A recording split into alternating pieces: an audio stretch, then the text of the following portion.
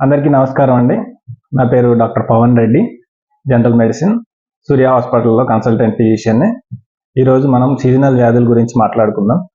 ఈ వాతావరణం మారబడింది కాబట్టి, ఎండాకాలం నుంచి వర్షాకాలం వచ్చింది కాబట్టి ఇప్పుడు మనకి ఈ సీజనల్ వ్యాధులు అనేది ఎక్కువగా వస్తుంటాయి. సీజనల్ వ్యాధులు వచ్చేసి dengue fever, malaria, viral fevers, flu అంటారండి. ఈ 4 రకాల వ్యాధులు ప్రముఖంగా మనకు కనపడుతుంటాయి. సో వీటిలో తీసుకోవాల్సిన జాగ్రత్తలు ఇలాంటివి వాళ్ళు మాట్లాడుకుందాం మనం. ఈ జ్వరాలు ఎక్కువగా దోమకాటు వలన మనకి వ్యాపిస్తుంటాయి. సో మన పరిసర ప్రాంతాలు కూడా పరిశుభ్రంగా ఉంచుకోవాలి, నీరు నిల్వకుండా చేసుకోవాలి. అట్లాగే పూల కుండీలు కానీ ఎక్కడన్నా నీరు నిలిచే ప్రదేశాలు ఉంటే అవి కొంచెం శుభ్రంగా ఉంచుకోవాలి. అట్లాగే మనకి టైఫాయిడ్, మళ్ళీ కలరా ఇలాంటి వ్యాధులు కూడా వచ్చే అవకాశం ఉంటుంది. అవి వాటర్ కంటామినేట్ అవ్వడం వల్ల. అందుకే మనం ఎప్పుడైనా తినే ముందు ఖచ్చితంగా చేతులు కడుక్కోవడం ఇలాంటి జాగ్రత్తలు తీసుకోవాల్సి ఉంటుంది. అలాగే అందరికీ బయట ఏమంటే ఇప్పుడు జ్వరాలు 2 రోజులు రావడంతోనే వీళ్ళందరూ ఏంటంటే యాంటీబయాటిక్ స్టార్ట్ చేయడం, ఏదో పెయిన్ కిల్లర్ స్టార్ట్ చేస్తుంటారు. అలాంటివి కాకుండా 2 రోజులు కనుక జ్వరం తగ్గలేదు అంటే మీరు దాన్ని కొంచెం సీరియస్గా తీసుకొని ఏ జ్వరం అది మీరు టెస్ట్ చేయించుకొని తెలుసుకోవడం మంచిది.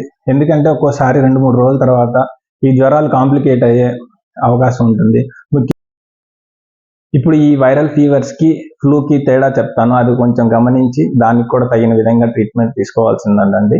ఇప్పుడు వైరల్ ఫీవర్లో అధికంగా జ్వరం వస్తుంది, తలనొప్పి, వెన్ను నొప్పి ఎక్కువగా తీవ్రంగా ఉంటుంది. అలాగే ఫ్లూలో అయితే మనకి దగ్గు, అలాగే జలుబు, గొంతు నొప్పి ఇలాంటివి ఎక్కువగా ఉంటుంది. వీటికి ఏ యాంటీబయాటిక్స్ కూడా పనిచేయవండి. సో దానికి తగ్గట్టుగా 2-3 రోజులు చూసి తర్వాత డాక్టర్ని కలిసి ఏ రకమైన జ్వరమో చూసుకొని దానికి తగ్గట్టుగా ట్రీట్మెంట్ తీసుకోవాల్సిందిగా కోరుతున్నాను.